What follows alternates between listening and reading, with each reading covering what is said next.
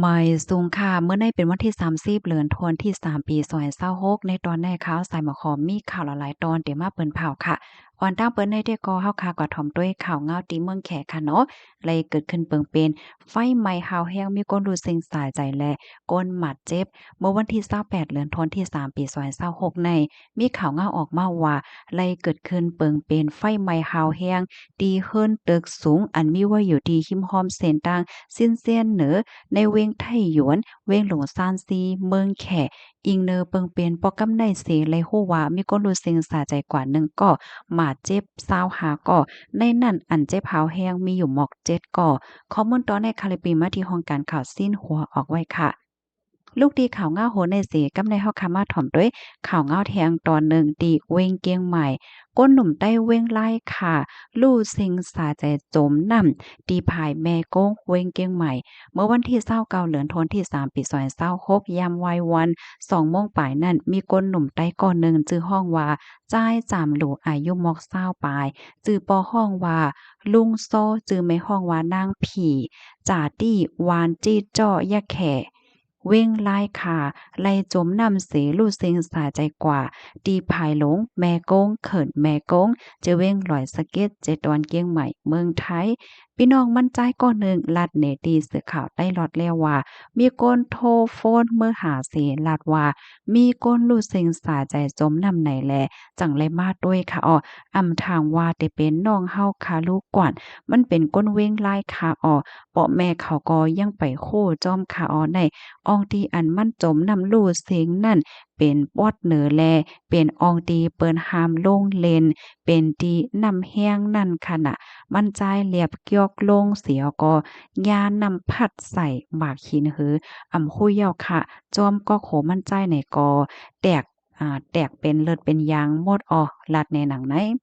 ต่อถึงเผื่อว่าฮอดถึงมาเมาะ4โมงครึ่งในอยู่ที่ภูมิปนพรเขาในกดแจดด้วยโตมั่นใจเสียก็เอาคับโตมั่นใจนั่นกว่าที่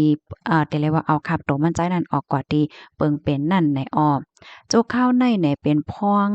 นาแต่เขาขิงซ้อนน้ำเย้าแลย่ำพ้องตอเหลียวก้นหนุ่มกำพองค่ะเนาะก็อ่อนกันแหลจอมน้ำหากินกอจอมกันจอมฝั่งน้ำนั่งมนๆซื่อๆ อันโหลฟังนั่นอำถูกเลกินเมาเสียก็เล่นนำอำถูกเลเข้าเล่นอองตี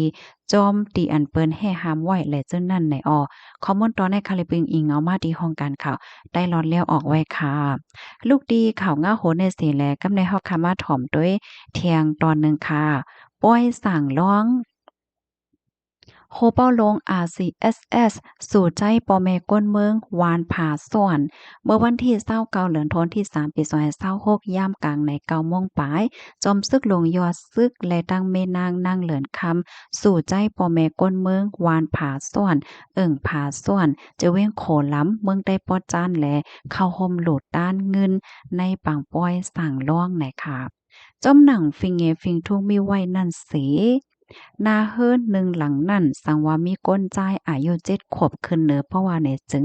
พ่อแม่พี่น้องเตคัดใจหาจูงเงินแหล่โคหลูกโคตานห่างเฮียนไว้ตาเอาลูกล่างเฮ็ดเป็นสั่งร้องจังร้อง1โจปานไล่เฮ็ด1ปอกนุงพาเหลิงแลเปี่ยวมวนเสื้อจ้อมในปางป้อยสั่งร้องมาปานสืบปานอยู่เยาว์ลองเฮ็ดป้อยสั่งร้องได้อ่ำใจว่าจัดเฮ็ดดีใน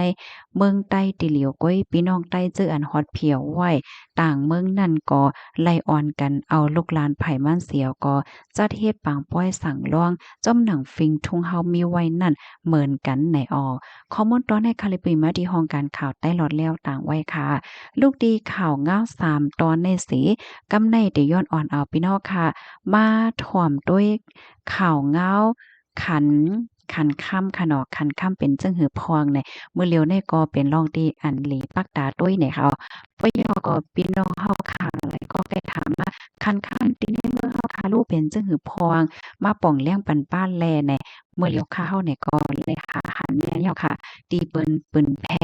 อัปเดตคันค่ำคณะที่ว่ามาป่องเลี้ยงพี่น้องเฮาค่ะกว่าเนี่ยค่ะคันค่ำที่ในเมืองเฮาเนี่ยไอ้เกี่ยวว่ามันสิมี เซียน